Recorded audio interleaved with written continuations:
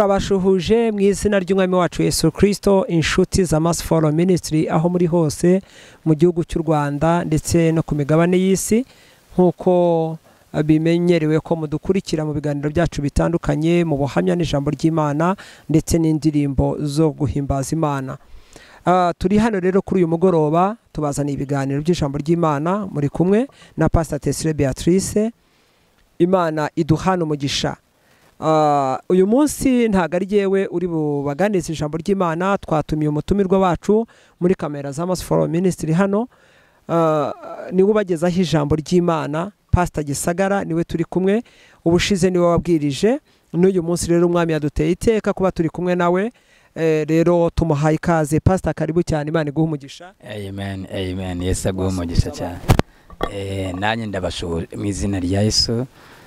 Amazina nayavuze ni Pastor Gisagara Israel. Nishimiye nanjye ku bwa kano kanya Imana iduhaye kugira ngo duhombye Satani, Imana yunguke. Imana yabwe icyubahiro. Amen. Urakoze cyane Pastor Gisagara, reka dusenga Imana hanyuma duhite tukwakira ukomeze n'ikimana yagushyize ku mutima kukigeza ku bwoko bw'Imana. Baba, katika jina la Yesu Kristo lenye nguvu na uweza na mamlaka, mfalme uliye juu, nasema asante kwa ajili ya jioni njema kama hii.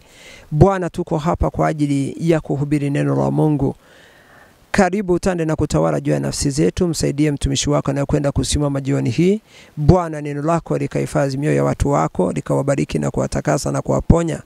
Bwana, simama na mtumishi wako, atakapomaliza na atakapoanza utamaliza na yeye. Asante, ninaomba nikipitia jina la Yesu Kristo. Amen. Rero reka tumuhe ikaze akomeze atugezeho ikimana yamushyize ku mutima, ubwoko bw'Imana namwe muraza kumukurikira muhabwe umugisha. Karibu cyane. Amen. Pastor, Yesu aguhe umugisha mu izina rya Yesu. Uyu munsi ni umunsi Imana yaduhaye kugira ngo tuwunezererwemo.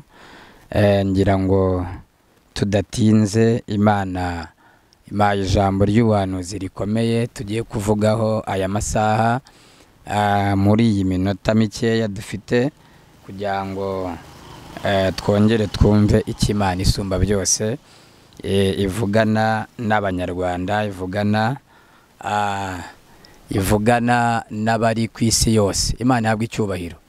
Rero ndishimye cyane nanone kongera kugaragara imbere y'Imana. Imana ishimwe, kuko data wa twese uri mu ijuru hari impamvu atumye icyambere turiho duhumeka, no kugira ngo dukore umurimo wadutumye hakiri ku manywa butarira. Imana yabwe icyubahiro. Imana impaye ijambo rikomeye, igitabo cy'Abacamanza ibice ni 16 umurongo wa 22. Ndihaye teme ivuga ngo amahirwe y'Imana aracyahari. Amahirwe y'Imana aracyahari. Reka dusome mu izina rya Yesu. Bibiliya ivuze iki? Bibiliya iravuze ngo ariko nubwo bari bamwogoshe, umusatsi wo ku mutwe we wongera kumera. Amen. Ndasubiramo, ariko nubwo bari bamwogoshe, umusatsi wo ku mutwe we wongera kumera. Amen. Imana yabwe icyubahiro. Ntabwo turi burenge kuri iryo jambo, reka ari ryo tuganiraho. Imana ishimwe. Hanyuma nangira, hari ibintu bitatu bijya bihagurutsa Imana. Ikintu cya mbere gihagurutsa Imana, gituma Imana yo mu ijuru ihaguruka, icya mbere ni umuntu w'umunyamubabaro. Umuntu w'umunyamubabaro ahagurutsa Imana ku ntebe. Niryo jambo yusomye Zaburi ya 12 murongo wa 6, uravuga ngo kubwo kunyagwa k'umunyamubabaro kandi ngo kubwo gusuhuza umutima k'umukene, biravuga ngo nonaha ndahaguruka. Bivuga ngo uyu ni umuntu wa mbere uhagurutsa Imana ku ntebe igahaguruka. Umuntu witwa umunyamubabaro n'umuntu witwa umukene. Nimvuga umukene utaza kumva ko ari wa wundi udafite amafaranga, adafite aho kuba, ntago ari wo mukene Imana akenshi ba yikubitaho, ahubwo ni umukene wo mu mutima ufite ikintu akeneye. Nkuko Dawidi yavuze, aravuga ngo nkuko imparakazi yahagira ishaka amazi mu butayu ngo niko naho hagira ashaka Imana. Rero uyu mukene ni umukene ukeneye ubwiza bw'Imana, wumva akeneye ihumure, akeneye kuvugana n'Imana, yumva adostipe, yumva ashaka imvugo y'Imana isumba byose. Ni umukene wumva akeneye kubona mu maso y'Imana, ni umuntu ukeneye iby'umwuka. Imana ihabwe icyubahiro. Undi muntu wagurutsa Imana ku ntebe ni umuntu ukiranukira ahantu hiherereye. Imana ihabwe icyubahiro. Umuntu ukiranukira ahantu hiherereye. Bibiliya ivuga iki? Bibiliya ivuga ku mugabo witwa Aburahamu ngo uyu mugabo yaragiye arakiranuka kugeza igihe ngo Imana yajyaga gukora ikintu ikabanza ikamugisha inama, ikabanza ikamubaza iti none mbikorene ko bari abantu bananiye like Sodoma ni Gomora. Yarabanjira iramanukira biti barananiye, nabasambanyi bafite ibintu byinshi, none ko nshaka kuharimbura urumva twabigira gute? Ngo bagira ikiganiro n'Imana isumba byose. Kubera iki? Yari afite igishoro cyitwa gukiranuka. Ibi rero nibyo byahagurukije Imana irabanza imucaho. Bivuga ngo iyo umuntu yashoye kino gishoro Imana hari ibintu itakora itamubwiye, amenya amakuru mbere. Imana ihabwe icyubahiro. Ngo ubwayo Imana iramanuka, ariko ngo itaramanuka kurimbura, imanuka ngo irabanza imanukira kwa Aburahamu, irabanza ivugana nawe, ngo kugeza igihe yavugiye abwira Imana ati noneho Uwiteka habonetse abantu 7 ntago wabarimbura. Ati rwose babonetse nta kibazo. Kugeza igihe ngo noneho haburiye n'umwe, ahubwo bisanga yuko Aburahamu ari we wari uhari ndetse na mwene se Loti. Imana ihabwe icyubahiro. Umuntu ukiranukira ahantu hiherereye. Iki ni ikintu kinaniye abantu muri iyi minsi. Abantu barashaka gukiranuka ngo babigaragariza abantu, basenge babyereka abantu, ariko Imana isumba byose ihagurutswa n'umuntu ukiranukira ahantu hiherereye. Imana ihabwe icyubahiro kandi tuvuge ngo amen. Hanyuma Imana ishimwe. Bivuga iki? Bivuga ngo aya masaha hari ikintu ukeneye gukora, ikintu gishobora guhagurutsa Imana, mu gihe abandi batabaje bikanga, mu gihe abandi basenze mu gihe abandi mbese baciye mu zindi nzira, ukeneye gukora akantu gashobora guhagurutsa Imana isumba byose. Imana ihabwe icyubahiro. Dusomye ijambo ry'Imana rikomeye ry'umugabo witwa Samusoni. Uyu Samusoni ni muntu ki? Uyu Samusoni bisobanura umucunguzi cyangwa ugomba gukuraho abandi uburetwa. N'umwe wabiyawe n'umugabo witwa Manowa. Umugore Bibiliya ntago imuvugaho, gusa ngo ibi biva karimo ka Manowa. Aba bari bamaze igihe kirekire bari barabuze ikintu bita urubyaro. Imana ihabwe icyubahiro. Ariko ngo hari ikimana yari yaravuganye nabo, bamara icyo gihe ari ingumba barabuze umwana, ariko hari ikimana yavuze. Ndi ku ijambo rivuga ngo amahirwe y'Imana aracyahari.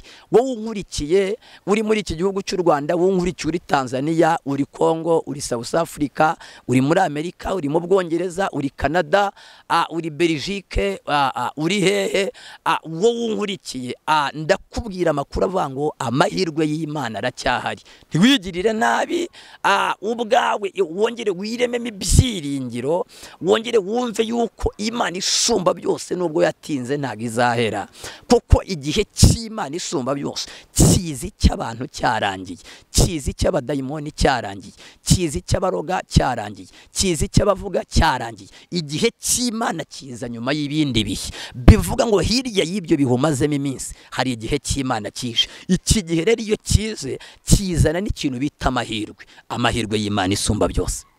Imana ihabwe icyubahiro.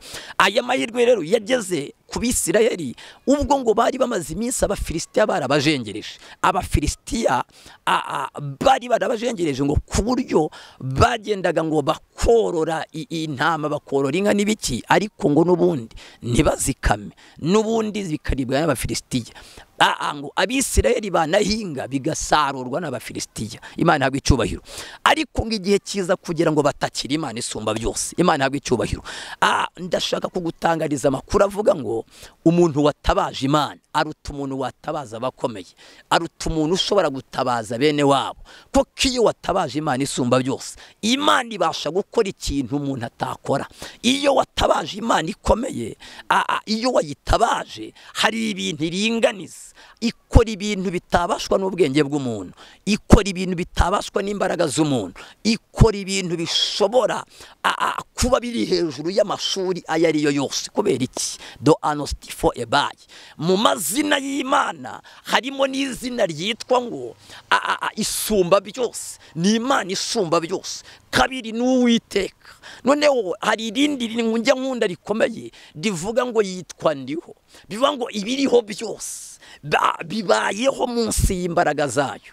rero iyo ngiyo umuntu wayitabaje, niyo haba hari ibyapfuye birongera bikabaho, niyo haba hari ibitariho birongera bikabaho. kubera iki? anostipi ebinifo. iyi Mana ni Imana ituye ahantu hatagerwa n'abantu. iyi Mana ntituye muri Amerika ngo watega indege, ntago ituye mu migabane muri za Australia, ntituye ahantu mu mazi, ahantu muri za ocean, no, ahubwo ngo ni Imana ituye hejuru y'ayandi majuru. bivuga ngo kwisumba ukiri hejuru y'ibintu byose. nawe kano kanya wowe nkurikiye, Imana ishobora kugusumbisha ibyo ngibyo byagusumbaga. Imana ishobora kukuzamura, ikakuzamura hejuru y'ibyo ngibyo byose. Imana ihabwe icyubahiro. amahirwe y'Imana aracyahari. do anosi eperifo. Imana ngo yumvishije ababisiraheli, mwibutse neza yuko ubu bwari ubwoko bw'Imana. Imana yatanzeho amaboko menshi ibukura aho bitaga mu Misiri cyangwa muri Egiputa, ngo Imana irababwira ngo ni ukuri nirahiye yuko nzabageza i Kanani. ayiwe, Imana ihabwe icyubahiro. ndashimira Imana igira ahantu ivana umuntu ikamujyana ahandi. abantu bajya batangira imishinga igahagarara, umuntu agatangiza inzu yagera hejuru ikarangira, umuntu agatangiza bizinesi yagera hagati igahomba, ariko ikintu cyatangijwe n'Imana isumba byose, iki kintu ntago kijya gihagarara Imana itagishoje. iremera adostipa ikinterveninga, ikabishobora bimwe bihagaze ikongera igahagurutsa ibindi. koko mu kintu Imana igira ingabo nyinshi. Imana ihabwe icyubahiro. Imana rero imaze kubumva, Bibiliya ivuga iki? Bibiliya iravuga ngo ica ahantu bitaga kwa Manowa. uyu Manowa ngo yari amaze igihe kirekire byaramucanze, byaramuyobeye, kandi ngo basengaga Imana. ikimenyetso impamvu basengaga, Bibiliya iravuga ngo uyu marayika ajya kuza ngo yasanze uyu mugore, amusanga aho bita mu murima, ngasanga arimo arahinga. umurima usobanura iki? iyo uririmbye indirimbo ya 22 iravuga ngo Yesu umwami ni gutubaza ati ninde ntumye mu murima wanjye. umurima ni umurimo w'Imana, umurima ni ugusenga, umurima ni ahantu Imana isumba byose ikorera. umurima waba kuvuga ubutumwa, umurima waba kubaha Imana, umurima ushobora kuba gufasha abatishoboye. umurima do anopayi, ngo marayika musanga mu murima. bivuga iki?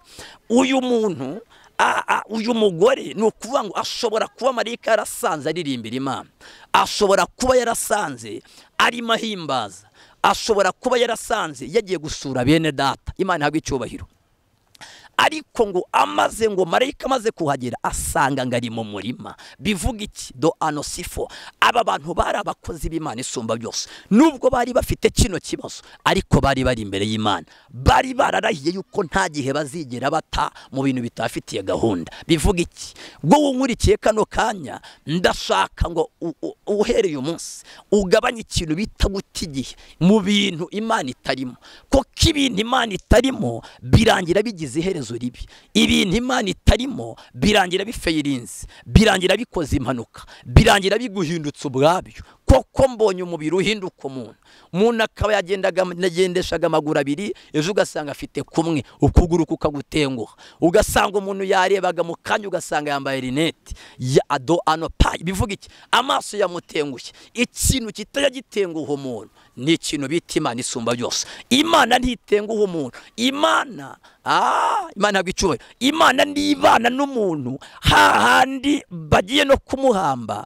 umuntu wa mbere babwira bava ngo inshuti ye magara yabiri hano, bagahita biti afite umugore we usigaye, hari mukanya kwigendera n'umugabo, rekaze niwe ubanze kukujugunya hitaka, kandi yamaze kuri kujugunya haragenda ntagagaruka. Imana ihabwe icyubahiro. ariko Yesu we ntaga kujugunya hitaka, ahubwo Bibiri iravuga ngo imyuka y'ibihumeka byose ngo iba mu kiganza cy'Imana isumba byose. Uyu nguyu no mu rupfu babandi bagiye, na wa wundi witaga Sheri yagiye, na wa wundi wafashije n'abandi bitwaga ngo naba friend, imiryango na so na nyoko bagiye, Yesu abagihari. Bivuga ngo hatari abantu Yesu abahari. Aho bacikiye intege Yesu abagifite imbaraga, aho bagutereye Yesu abagiha. Haleluya. Amahirwe y'Imana isumba byose akugereho nkurikiye. Do ano pa adostifo ngo akigera hano muri uyu murima ngo marayika yamubwiye ijambo rikomeye, aravuga ngo wowe nubwo uri ingumba ari kuzabyara. Umva amakuru. Ndashimira Yesu kagira amakuru. Agira amakuru. Ushaka kugera ujye ukumva amakuru y'umusezi, ukumva amakuru yo kuri New Time, ukumva amakuru kuri televiziyo runaka, ariko ayo makuru akenshi hari igihe bayongereyemo ikindi kintu, ntago yaburamo ikindi bongeyemo. Ariko amakuru y'Imana isumba byose ni amakuru adafunguye, niyo makuru ubundi yizewe. Imana ihabwa icyubahiro. Ngo akimubwira arabwiti wowe uri ingumba. Kwibutse neza ko marayika ntago yaciye mu baturanyi ngo abanza babaze, ntago yigeze aza ngo abanza muhaze, atari ko ubundi kugera kano kanya wowe warabyaye cyangwa ntago. Imana ihabwa icyubahiro. Yaje amakuru ayafite neza, azazi kari ingumba, azazi yuko yakoreye Imana ariko arangamira nabi, yasenze ariko ntiyasubizwa. Mbese mu magambo makeya, uyu nguyu yaramaze igihe akorera Imana ariko byaramucanze, agasenga bikanga, akinginga bikanga, ariyiriza biranga, agera n'ahatanga ibye. Hari abantu batanga n'amaturo akabiti n'iki ngiki Imana icyandike biranga, ariko ngo igihe kiza kugera. Bivuga iki? Wowe nkurikiye kano kanya, igihe cy'Imana kigere ku buzima bwawe. Iki gihe rero iyo kigeze, do ano pa before, nubwo kigutungura ariko aho Imana igusanze niho igutabarira. Ndavuga ne wa mubyeyi we, ndavuga ne wa mugabo we, wowe musore unkurikiye mukozi w'Imana, do an pitiful adosta, ndavugana nawe ngo Imana isumba byose igusanga aho ngaho aho uri, igusange muri iyo situwasiyo, igusanga aho ngaho, nirangiza ikubwira amagambo. Icyambere, yururutse umutima wawe. Kabiri, ikwereke yuko ikibazo cyawe kizi. Icyo ni icyambere, ikwereke ko ikibazo cyawe kizi. Hari abakimenye nibagira icyo bagikorera, bamaze kumenya yuko warwaye baragusura yuko bagusiga urwaye, bamaze kumenya yuko watawe n'umugabo barangije baraza, bamwe bagenda bakuvuga abandi. Mbese ariko Imana isumba byose, muri aya mahirwe y'Imana ikomeye, Imana ikugereho, nimara kukugeraho imenye ikibazo cyawe, nirangiza ikibonere n'igisubizo. Bivuga iki? Imana niyo yonyine imenya ikibazo kandi kaza igifitiye n'igisubizo. Ni Imana itumvira umuntu busa. Imana ihabwa icyubahiro. Ni Imana itumvira umuntu busa. Umuntu ashobora gukumvira ubusa ukamubwira ABCD kugera kuri Z, akakumva yareze akabita, ariko ibyo bintu birandenze, ndumva nta kintu nabikoraho. Imana ntago iri mu bantu bashobora kubura icyo bakora ku byawe. Niba wari yasenze Imana, niba warubashye Imana, warashoye igishoro cyo gukiranuka, Imana ifite igisubizo cy'icyo kibazo mu izina rya Yesu. Nta kibazo kinanira Imana isumba byose, nta dayimoni unanira Imana, nta musozi Imana itakuraho, nta nyanja Imana itakurenza, nta gahinda itamara. Haleluya. Nta bupfubyi itakuraho. Yesu aherutse kuvuga ngo ni njyewe se w'imfubyi, yavuga ngo ndetse ndi umugabo wapfakazi. Aha niho yavuye, aravuga ijambo rikomeye, aravuga ngo mwese abarushye n'abaremerewe muzahondi. Uyu niwe mugabo wiyemeje ibintu atari umumiliyoni, atari biliyoni, avugira ijambo, aravuga ngo mwese abarushye n'abagize gute n'abaremerewe. Nta muntu wari wavuga rino jambo, naho yaba ari umukire ku isi ntago ashobora kurivuga. Imana ihabwa icyubahiro. Aravuga ngo muzahondi njyewe mbaruhure. Bivuga ngo kuri Yesu niho hari uburuhukiro. Imana ihabwa icyubahiro. Shaka kunkurikiye utari wanakizwa, shaka kunkurikiye hari ibindi bintu kirimo, cyangwa watekerezaga yuko ibintu by'Imana bidakora. Ibintu by'Imana birakora. Ibi bintu ntago bisaba ngo ubanze ushyiremo ikirungo. Ibintu by'Imana ntago ari ngombwa kubitegera, no, ntago ari ngombwa kubisimbutsa ngo ubishyire ku rwego runaka. runaka ibi bintu ni ibintu byishoboye. Imana ihabwe icyubahiro.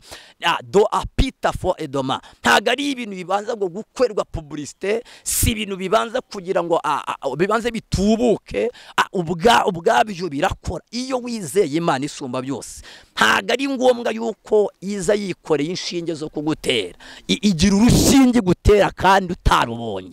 Imana yabwe icyubahiro. Ntago ari ngombwa yuko izana inzembe ngizi kubage, ngizane n'ibinya. No, ntago Imana ica muri izo nzira, ahubwo Imana isumba byose y'ubwayo iranategeka. Imana yabwe icyubahiro, iranategeka ubwawe ukumva hari ikintu gishiririye muri wowe. Umugore umwe wari umaze imyaka 12 ngava, ngo yagiye mu bavuzi bose ngo biramucanga, ngo kugira ngo akire, ngo ahubwo ngarushaho kuremba. Imana yabwe icyubahiro, ngarikaza kumenya amakuru ngo y'umugabo witwa Yesu. Akiyamenya ngo ubwatera intambwe. Imana yabwe icyubahiro, ndashaka gutera intambwe ahuri, nurangiza Imana ibanze ibone yuko uteye intambwe. Kubera iki? Nujya gukora ibya burya tera intambwe, burya nujya gusambana tera intambwe, nujya kwibara abanza akayitera, muntu ujya kurogara abanza akayitera. Do anopayi for dubai, ntabwo ushobora kujya kunywa inzoga ngo ugende ujye mu biyobyabwenge utabanje gutera intambwe. Ujye mu magambo arabanza agatera intambwe. Ariko ni do anoma, ndashaka wongera utera intambwe z'imbere y'Imana isumba byose. Hanyuma iyi ntambwe igiye guhindura ubuzima bwawe, ngatera intambwe akigera ngo kuri Yesu, yibwira neza yuko ngo naho yamukoraho ari bukiri. Imana ihabwe icyubahiro. Uyu niwe mugabo wenyine ufite ibintu bishobora gukora bigakora utiriwe ubiteka, bigakora utiriwe ubishyira muri firigo, bigakora bitamaze igihe ngo bibanze bikayuke, ahubwo kubyizeye niko bimera.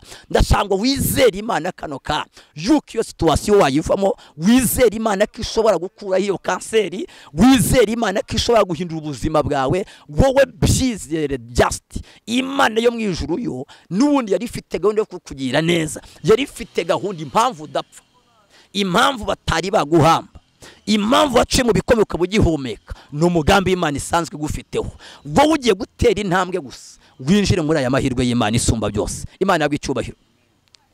Turi ku ijambo rifite umutwe uvuga ngo amahirwe y'Imana aracyahari, amahirwe y'Imana aracyahari. Imana yabwe icyubahiro. Nawe Imana yabwe icyubahiro. Imana ihabwe icyubahiro. Bibiliya iravuga ngo Imana ijya gutabara Abisiraheli ngo ihita isura umuryango wari umaze igihe uri imbere yayo, ngo ariko hari icyo wabuze. Wari umaze imbere yayo igihe, wari umaze iminsi winginga Imana, wararinze ikintu bita amasezerano, wubaha Imana isumba byose, wirinda kujya iburyo n'ibumoso, ntiwigeze ujya mu bapfumu, ntiwigeze ujya mu bakonikoni. Ntago bawubwiye ngo hari abantu babitekenika, ahubwo ngo wakomeje uhanze amaso ku musaraba, wakomeje uhanze amaso Imana isumba byose. Yaba mu mbeho, yaba mu mvura, yaba ku zuba, ibintu bikomeye, ngo uyu muryango urakomeza urizera. Kandi Imana ihabwe icyubahiro, ngo kugeza igihe Imana ngo yohereje marayika, ngo amahirwe y'Imana agera muri uru rugo, ngo bihita bihera kuri uyu mugore n'ubundi wari kwakira kino gitangaza, ngo uyu yitwaga Mukamanowa, ngo arangije yakira ya mahirwe y'Imana isumba byose. Arabanza ngavugana na marayika. Imana yabwe icyubahiro. Ngo nkurikiranye ikintu cya mbere Imana igiye kuzakugira neza, ikintu cya mbere ikorera abanza ikavugana nawe. Iyi Imana imaze kuvugana nawe, buriya haba hasigaye gukora ikintu Imana yavuze. Imana yabwe icyubahiro. Ushaka kuba nkurikiye ufite amasezerano, wawe waravuganye n'Imana, bya biturutse mu nzozi, mu mayerekwa, mu buhanuzi, ari ninjoro, ku musozi, mu mazi, mu buvumo, mbese hari ikintu Imana yakubwiciye mu bakozi bayo. Rero icyo ni icya mbere, niko Imana ibanza. Kabiri, Imana isumba byose iza ije gukora cya kindi yari yaravuze. Bibiri ngo Imana ibageraho. Haleluya. Kubera iki? Impamvu Imana yahageze nuko yari yaravuganye nabo. Kabiri, isaga ngo bitondeye ijambo ry'Imana, ngo baguma mu masezerano. Bivuga iki? Imana itabara abantu bagumye mu masezerano. Ahantu Imana yavuganiye nawe niba ariho ukiri, ubutabazi bw'Imana bugiye kukugeraho. Ariko niba warahavuye ukajya ahandi, dekera kwivuna usenga, niba urimo rwose wibutsa Imana urimo uributsa ibintu bidahari. Bivuga iki? Bivuga ngo kano kanya wowe ubwe banza wicunge niba ukiri ahantu Imana yakubwiye ko izagutabarira mu gusenga. Guma aho ngaho. Yavuze ko izagutabara ufite urukundo, uri mu rukundo. Guma aho ngaho ntuhave. Yakubwiye ko izakugira neza. Wirinde icyaha n'igisa nacyo. Niba ukiri aho ngaho ubutabazi buraje. Hari andi mahirwe y'Imana isumba byose. Ariko hari abantu bishuka ugasanga umuntu arimo aravango Imana izantabara, kandi aho yamubwiza mutabe yarahavuye. Umeze nk'umuntu utegereza imodoka nyamara utari kurariti. Nta cyapa uriho na kimwe. Uri ahantu mbese hadafite icyapa. Ntago imodoka ishobora guhagarara. Ntago uzayibona waba urimo wirushye. Imana ihabwe icyubahiro. Hanyuma Bibiliya iravuga ngo Imana isanga ngo uyu mugore ari mu murima. Bisobanura ngo yamusanze mu mwuka, yamusanze mu mbaraga z'Imana, yamusanze mu kwizera, yamusanze mu mavuta, yamusanze ari mu ijambo ry'Imana isumba byose deep. Ngo marayika aramubwira ngo uhereye kano kanya ugiye kubyara umwana w'umuhungu. Ravuga ngo kandi reka nk'uyu ibimenyetso bifatika. Uyu mwana uzamwita izina na ry'Imana yarimwi. Izina ni izina bita Samusoni. Imana ihabwe icyubahiro. Ni Imana ikora ibintu bifite n'ibimenyetso. Ni Imana ikora ibintu bifatika. Ntago ari umuntu ushobora kuza ushobora kubwira umuntu ikibazo akaguha n'amafaranga atuzuye mbese akabita nari mfite aya ngaya. Ntago Imana iri mu bantu bashobora kuza akavuga ngo ndagura inkweto ariko ipantaro sinyigura. Imana yije ikuraho ikibazo igikuyeho. Ntago ize ngo icemo kabiri. Ntago ize ngo ivuye ngo urareba nkukoreye ubukwe ariko muzaba hanze. Ahubwo igukora ubukwe ifite naho muzaba. Imana ihabwe icyubahiro. Mbese mu magambo makeya ni Imana izigakuraho ikibazo igikuyeho. Nkuko niyo igusanze uri mu byaha ntago igukura muri bimwe ngo igusigaze ibindi, ahubwo igukura muri byose. Niyo mpamvu umuntu wambaye gukiranuka aba ameze nk'umuntu wambaye ikanzu y'umweru iva hejuru ikagera hasi, ariyo kanzu yo gukiranuka. Imana ihabwe icyubahiro. Bibiliya iravuga ngo uyu nguyu amaze kuvugana na marayika ngaramubwira ngo kandi amategeko n'amabwiriza bigira gute? Birakurikizwa. Witi uyu mwana ntiyemereye kuzanywa ikiyobyabwenge. Imana ihabwe icyubahiro. Kabiri, uyu mwana ntiyazagira umuntu uzamwogosha umusatsi. Ibintu byari biti ikintu bimenyesheje. Rabiti kandi ntazigere ashaka mu banyamahanga. Imana ihabwe icyubahiro. Ibi ngibi ngo nyina amaze kubimenya ngo koko yumva ni ibintu biri connecte n'Imana isumba byose. Buriya wavuganye n'Imana urabyumva. Wumva umutima utujije. Wumva ubwawe ikibazo kimeze nk'ikivuyeho kandi kigihari. Buriya iyo uvuganye n'Imana urabyumva. Hari ihumure wakira, hari izindi mbaraga. Wumva ukomeye mu mutima, wumva ufite ibyiringiro. Uhita wumva cya kibazo kitagihara ahubwo ukumva umeze nk'uwatabawe. Kubera iki? Imana ubwayo yonyine hari ubundi bwiza ifite, hari izindi mbaraga ifite. Imana ihabwe icyubahiro. Ubwayo nguyirebye arapfa. Bivuga ngo n'ikibazo kiyirebye gihita gipfa ako kanya. Na dayimoni uyirebye ahita apfa. Mbese do anopaye kano kanya wowe urimo kunkurikirana ucumva rino jambo, Imana isumba byose itangira ishiririze ico ngicyo cyari kigufashe. Bwaba ari ubushomeri butangire bushirire, yaba ari icyangiro wari ufite gitangire gishirire, yaba ari ugusenga ukumva mbese gusenga urasenga ariko ukumva ikirekewe kirafunze, ukumva isheshu iragenda ariko nta hantu rigera. Ico kiyo gitangira gifunguke kano kanya mu izina rya Yesu. Waba usigaye wenyine amiryango yarakuvuyeho. Nta kibazo nubwo yagiye ariko Imana ntaho yagiye. Bamarika baracyahari, ijuru riracyari kumwe nawe.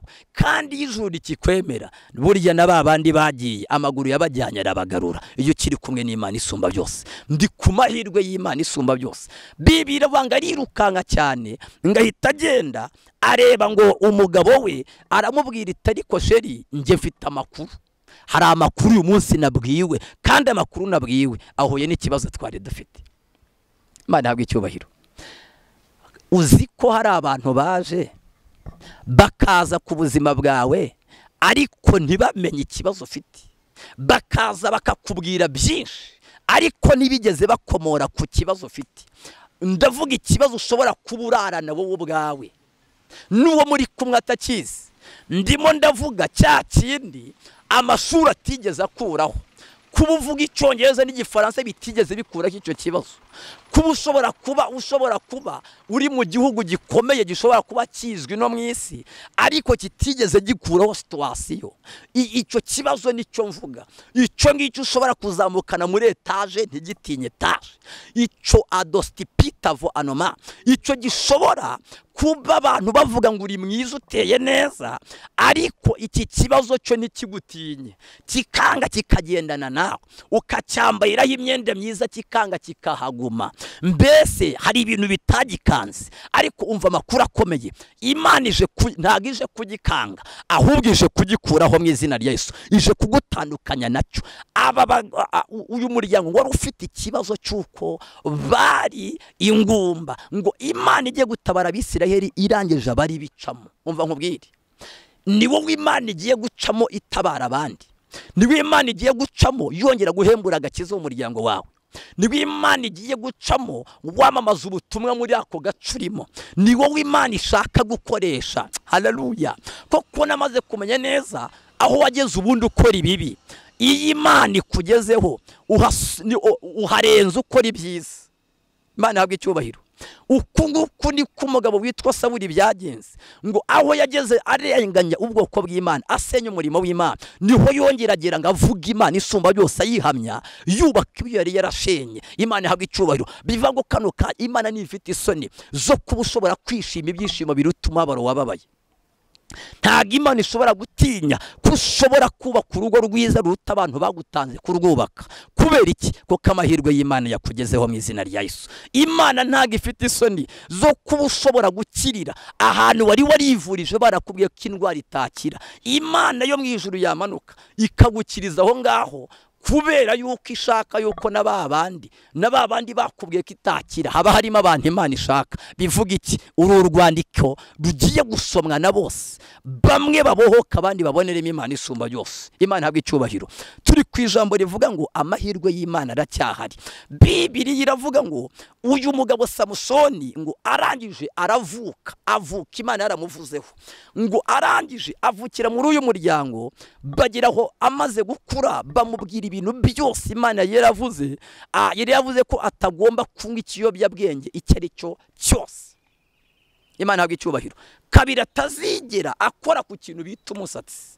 Ikiyobyabwenge, mbibutse neza, ntabwo ikiyobyabwenge ari inzoga, si urumogi gusa, ntago ari ibintu bisindisha gusa, ahubwo n'ubusambanyi nabwo ni ikiyobyabwenge. Ushobora no kuba utinda ku mateleviziyo ureba deja n'ibintu bidafite gahunda, icyo nacyo ni ikiyobyabwenge. Ikintu cyose gishobora kugutandukanya n'Imana ni ikiyobyabwenge. Ikintu wa wastingamo time nta na prof turi bukibonemo, just ari ukunezeza amaso, ari ukunezeza umutima, ngo ari ukwiyibagiza, ngo hari n'ibintu abantu bakora ngo ari ukwiyibagiza ngo nikuremo stress. Imana ihabwe icyubahiro. Urimo urayikuramo ariko iraza kugaruka. Imana niyikuraho umuntu stress ikagenda igiye. Imana niyiha umuntu amahoro akaryama akizigura. Ibindi byose ni ukwiyibagiza ikiri bugaruke. Imana ihabwe icyubahiro.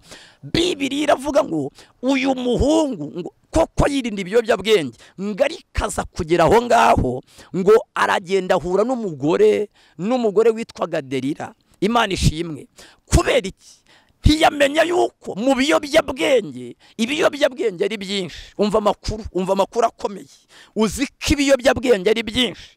Uzi ko kano kanya no kuba udaheruka muri Bibiliya kandi uhora kuri WhatsApp buri munsi, uzi ko n'icyo ari ikiyobyabwenge. Imana ihabwe icyubahiro. Uzi ko do anopitavo adostifo emon do anostance. Uzi ko ibyo bintu utindamo ngo reka njye gutembera, ngo reka ngo nsohoke, ngo reka ngire ibiki, ibyo bintu ubamo ukibagirwa kuba wafata n'umunota umwe, wafata n'iminota 30 ngo wibuke yuko Imana isumba byose ibaho, ube wayishimira yuko unatambuka bikemera, wareba bikemera, uri mu bantu bakiriho kandi abandi barapfuye. Ibyo bintu byose uri muzikari ibiyobyabwenge. Imana ihabwe icyubahiro. Imana igukure muri ibyo biyobyabwenge mu izina rya Yesu. Kuba ubundi ikiyobyabwenge ni ikintu cyose satani yagukoresha warangiza ukibagirwa Imana. Ni ikintu ushobora kugukoresha ugatambika ikirenge ukava mu murongo w'Imana. Ni ikintu yagukoresha ukava ahantu Imana gushaka. Ni ikintu yagukoresha kigatuma usa nk'uwibagirwa Imana ukongera ukigira mu bindi. Ushobora no kugenda ukibera mu kazi, umuntu wese ukubwiye uti ndi busy, ndumva afite akazi kenshi, nico nacyo ni ikiyobyabwenge. Imana ihabwe icyubahiro. Ariko bonera Imana umwanya, ibyo byose warwanaga nabyo wiruhije muri byinshi, Imana yabikora kano kanya. Imana yabikora mu munota umwe, mu minota 30 igitangaza cyaboneka. Kubera iki? Koko wahaye Imana umwanya mu izina rya Yesu. Bibiliya iravuga ngo Samusoni ngaragenda ngo wavuyeho twihuse cyane ngaza guhura noneho n'uwitwaga Delila. Uyu nguyu ngamutindaho cyane, yibagirwa Imana yavuganye nawe, amutindaho ngo kugeza igihe yibagiwe kwibetana n'Imana, yibagirwa kwiyegereza Imana, yibagirwa ahantu bajyaga bahurira, yibagirwa ahantu bajyaga bavuganira, yibagirwa ahantu yajyaga yibukiriza amasezerano, yibagirwa gukora ibyo yakoraga imbere y'Imana, ngahubwo ngatindana n'uyu mugore. Imana ihabwe icyubahiro. Icyo kintu utinzemo nicyo gishobora kukwica cyangwa kikagukiza. Icyo kintu utinzemo nicyo gishobora guhindura ubuzima bwawe cyangwa kikabuhindanya. Icyo ngicyo utinzemo nicyo gishobora kano kanya kuba cyatuma uzamuka cyangwa kikakumanura. Imana ihabwe icyubahiro. Icyo utinzemo gishobora kugusebya kano kanya cyangwa kikaba cyaguhesha icyubahiro. Bivanga icyo ngicyo utinzemo ubanza ugitekerezeho neza, niba icyo kintu kirimo Imana isumba byose. Imana ihabwe icyubahiro. Kuko kugira kano kanya hari ikintu maze kubona, hari ibintu bidashobora kugufata ubwawe utabyishyiriye. Ubwawe utabyishyiriye hari ibintu bitakugeraho. Icyambere utagiye kugenda ngo ujye kwisanira inzoga witegeye cyangwa wijyanye, ntago yagusanga aho ngaho, nta maguru igira.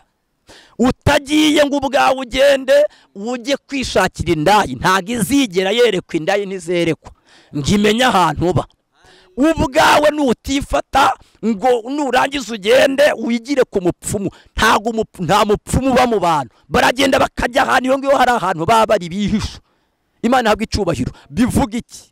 Wowe ubwe fata gahunda ubireke, fata gahunda ubirekere iyo, fata gahunda ntubihitayimo, fata gahunda ntubihe umwanya, ubundi nta kizakwanduza. Iyegereza Imana ya Isiraheli, iyegereza Imana ikura ku cyavu, iyegereza Imana igufitiye imbabazi. Koko mu bintu namaze kubona, ibintu byose muri iyi si bigira ingaruka mbi. Iyo usetse cyane bigira ingaruka mbi, niyo uriye cyane ushobora kugira ikibazo mu nda. Nasanze mbese ibintu byose too much is always bad. Iyi bintu byose bibaye too much birenze urugero biba bibi. Ariko iyo usenze cyane ibi bizana amavuta, iyo usenze cyane bizana imbaraga, iyo wasenze cyane mbese do ano pay for a ball.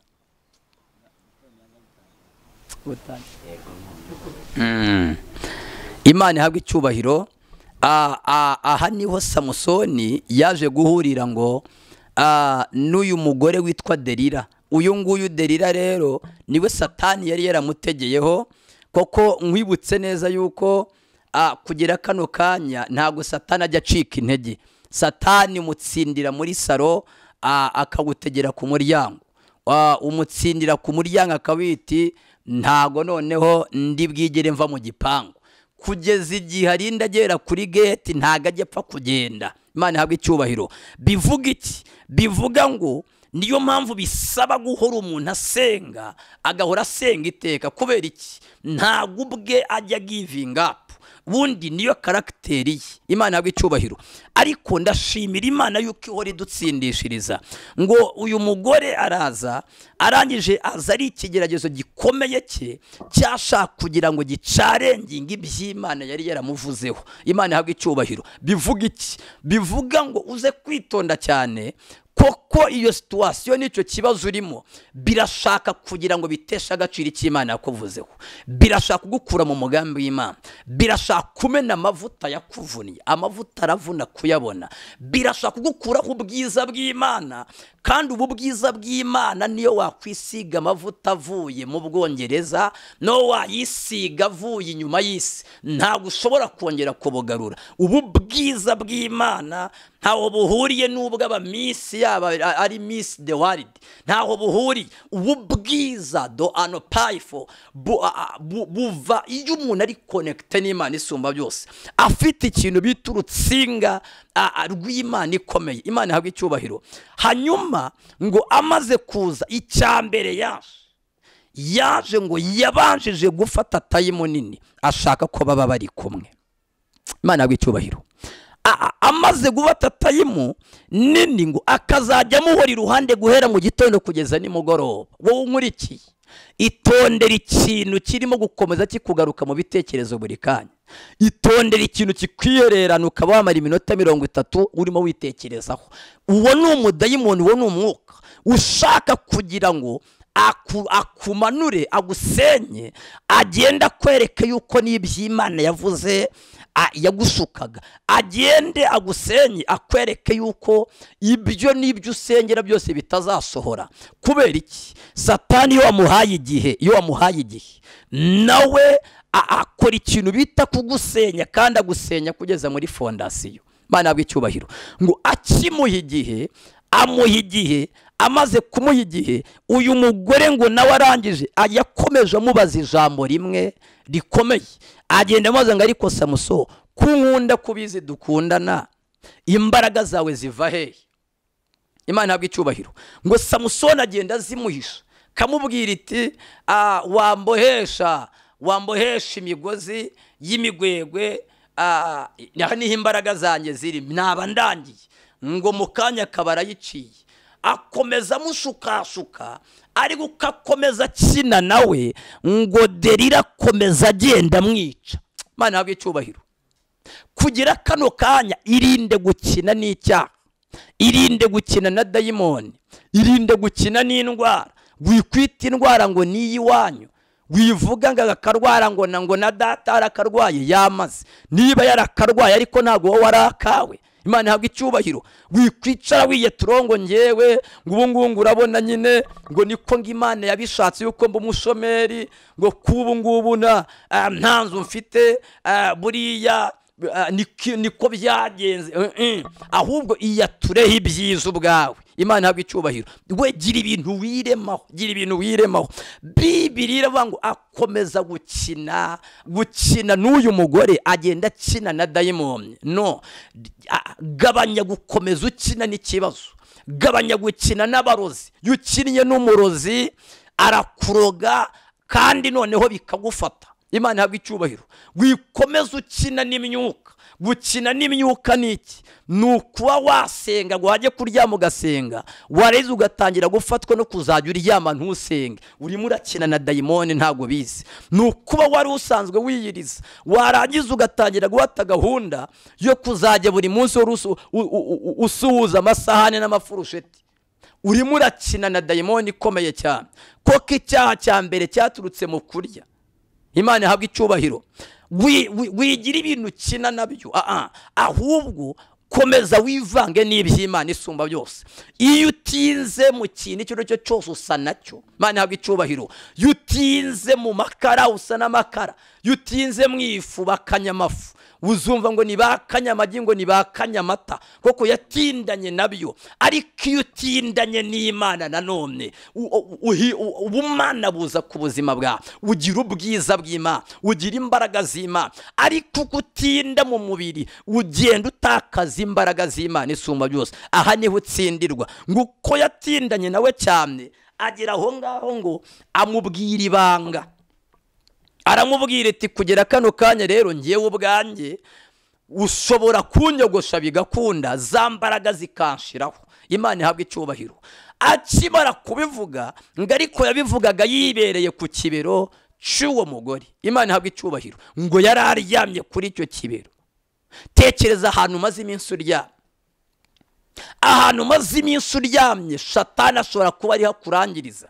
Imana ihabwa icyubahiro. Ariko ndashaka yuko ubyuka aho hantu Imana isumba byose uyibwire ngo Uwiteka, nje kuryama mu kwizera, nje kuryama mu gakiza, nje kuryama mu byiringiro, ndumva nshaka kuryama mu mashengesho. Imana ihabwa icyubahiro. Ndumva nshaka kuryama mu rukundo, ndashaka kuryama mu kuba imbere yawe, ndashaka kuryama mu kukubaha, mu kuvuga ukuri. Imana ishimwe. Mbese hindura ikiryamo, hindura icyicaro, hindura aho wari uri. Imana ihabwa icyubahiro. Bibiliya ivuga iki? Biravuga ngo Delila arangije aramubaza ngo aho niho umuntu yakora ukamera nk'abandi, ukamera nk'abandi, uzi ko unkurikiye, usibye wiyishe, uzi ko ubwawe nta muntu wakubasha, usibye ubwawe ubundi utavuze na situwasiyo yawe, uzi ko nta n'umuntu wamenya ikibazo ufite. Imana ihabwa icyubahiro. Isaha iyo yose mu gihe ubwawe utari wasohoka ngo uvuge ngo naburaye, nta muntu uzabimenya ko waburaye, kuko abantu basenga Imana irabahisha. Uzumva umuntu akuguza amafaranga kandi ntayo ufite. Kubera iki? Imana ukorera ubwayo ni nyiri ibintu, niyo mpamvu bahora babikubonamo. Nudasohoka ngo ubwawe ugende uvuga ikibazo cyawe, nta muntu uzakimenya. Nutavuga yuko urara hasi, ntago Imana yo mu ijuru izemera ubwayo yuko usohoka ngo wabone yuko uryama hasi. Imana ihabwa icyubahiro. Kugira kano kanya ngo Delila akomeza ngo amubaza ngo niho umuntu yakora ngo umere nk'abandi.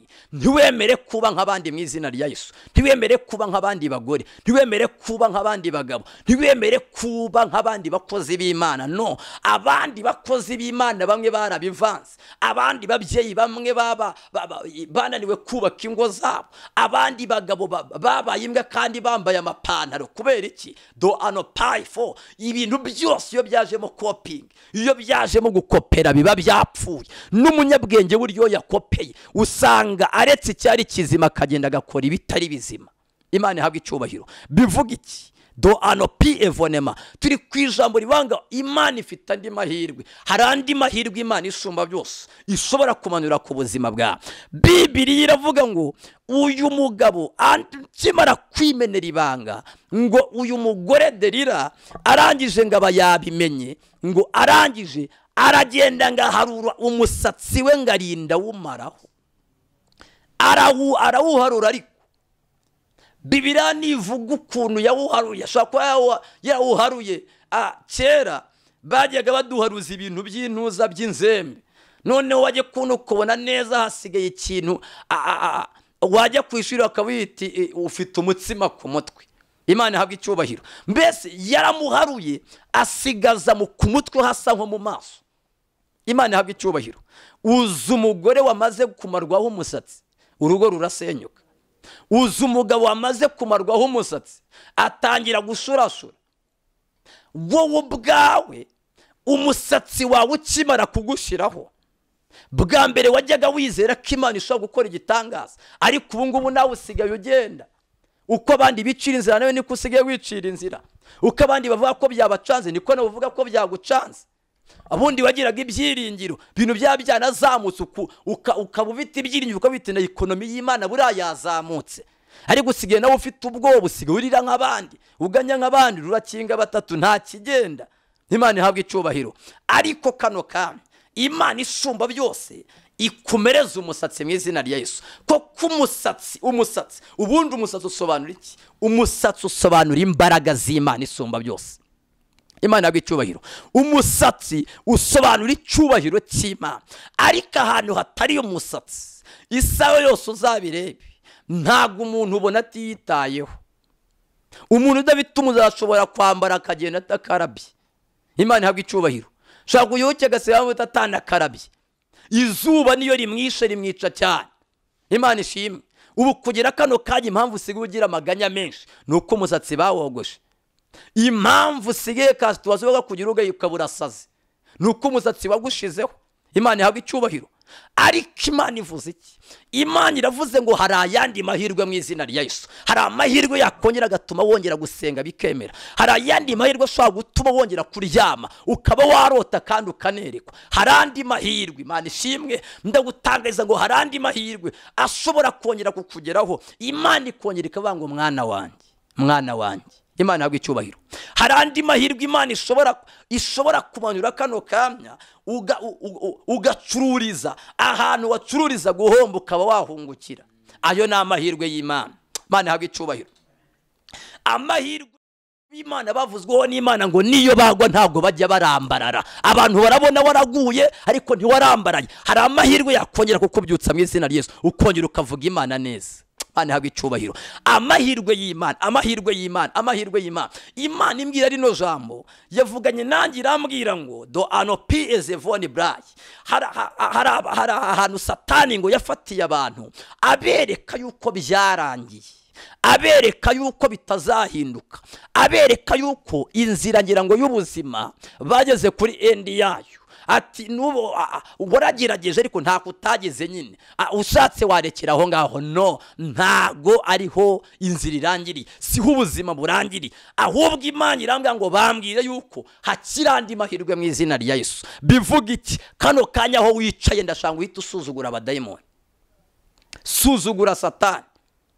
Bibiri ivuga iki? Bisirayeli ngo bahawe amahirwe yo kugera i Kanani, bagiye kuhagera ngo bohereza abagabo bajya gutata igihugu, ngo bakijya kugitata 10 ngo baza bafite inkuru y'incamugongo. Barabanga igihugu cya Kanani ni cyiza, gitemba amata n'ubuki nkuko babivuze, ariko harimo abantu batatuma hari ikintu na kimwe uryayo. Imana yabwo icyubahiro.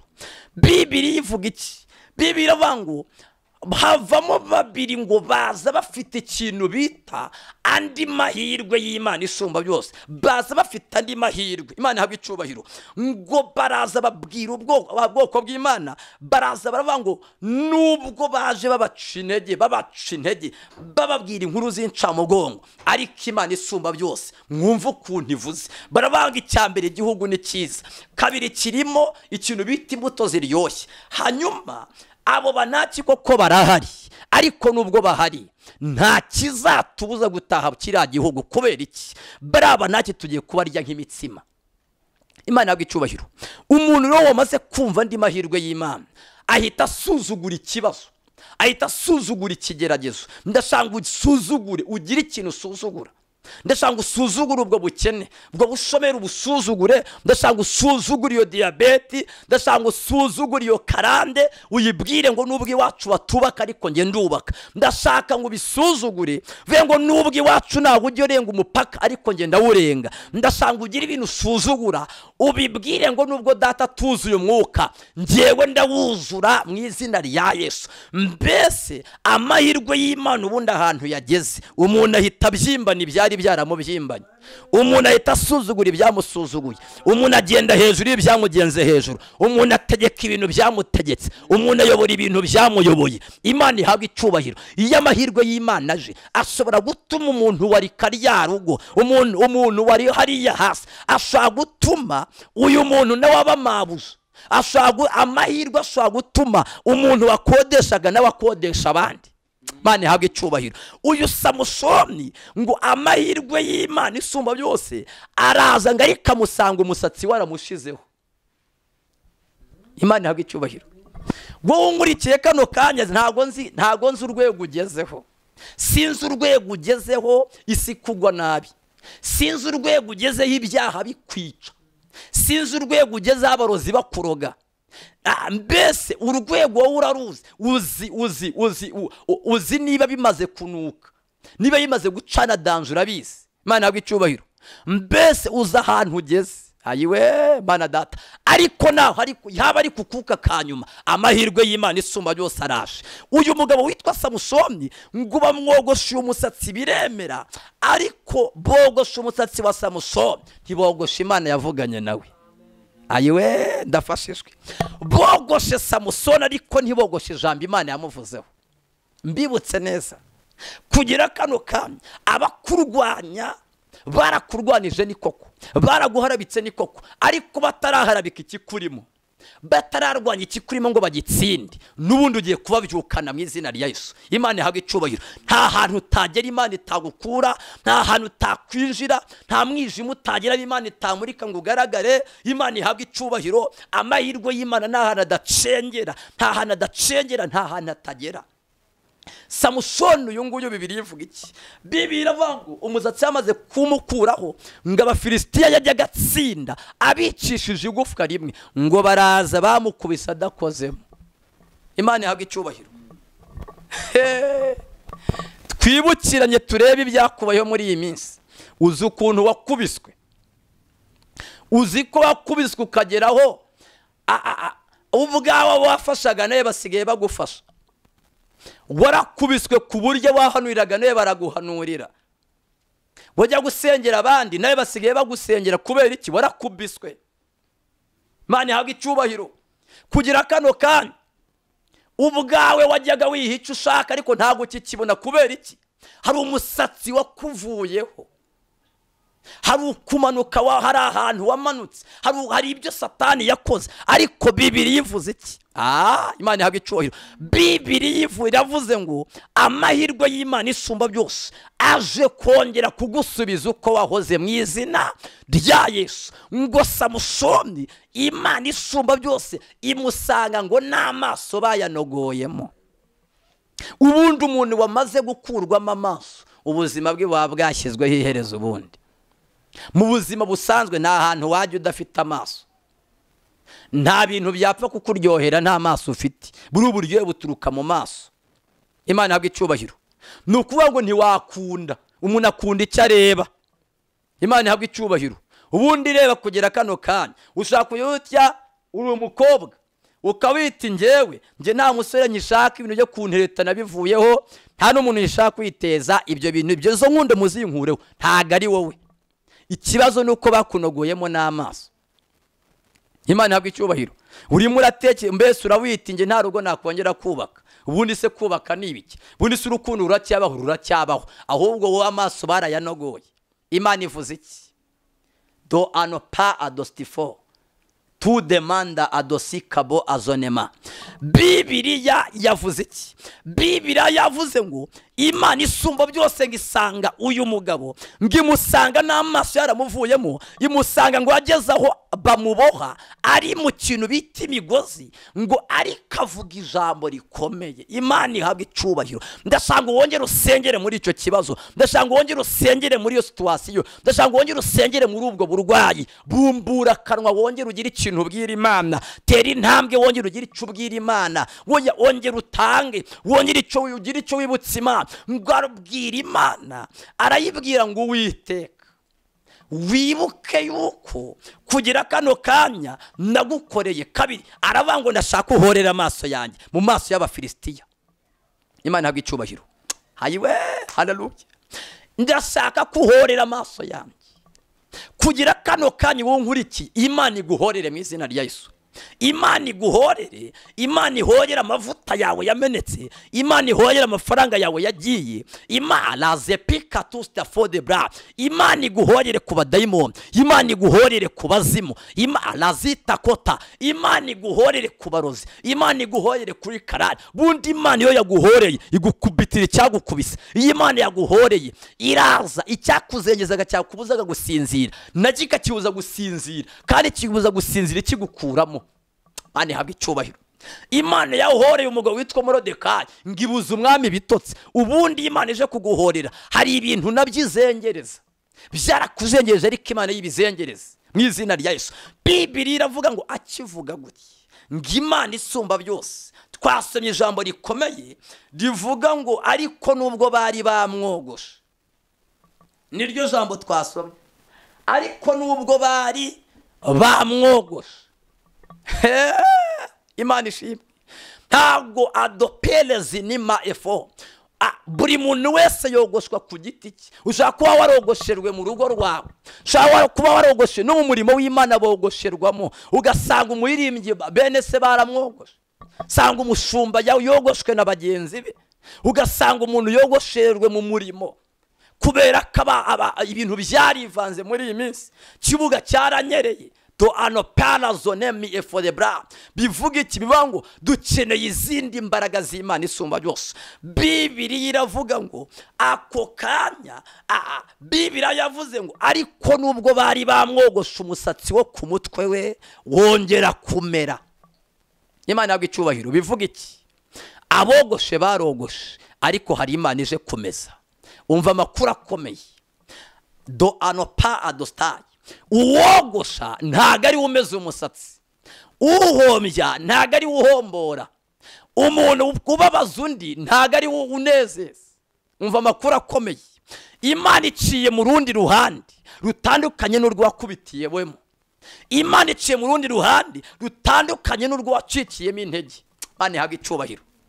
Ariko nubwo bari bamwogoshe mushumba, nubwo bari bamwogoshe muhanuzi, nubwo bari bamwogoshe mubyeyi, ngo urimo kunyumva uri mu Bwongereza, ngo urimo kunyumva uri muri igihugu cy'u Rwanda, ngo unyumva uri mutwara imodoka yawe, do anomaya pelevo edostifo ebrayi, ukuntu wogoshwe nawe ubwawe urabyumva. Ariko Imana ivuze iki? Imana iravuze ngo acira undi musatsi mu izina rya Yesu, acira undi musatsi muri business, acira undi musatsi w'imbaraga z'Imana, acira undi musatsi w'ubuhanuzi, acira undi musatsi w'amavuta, acira undi musatsi wo kongera kumva Imana, acira undi musatsi wo kongera gusa neza, acira undi musatsi. Dore Imana igaruye ubuzima bwawe, yongeye kuguha undi mubiri. Ayiwe Mana data twese uri mu ijuru, ndimo ndumva umwuka w'Imana ambwira ngo hari abantu Imana igaruje ubuzima. Reka mbabwire, nubona umuntu afashwa, ukabona umuntu arafashwa ameze neza, ujye umenya yuko afite igishoro cy'ubuzima. Ubu nanjye uvuga nabite igishoro cy'ubuzima ntago navuga. Mvuze iki? Imana irambwiye ngo hari abantu ishubije ubuzima.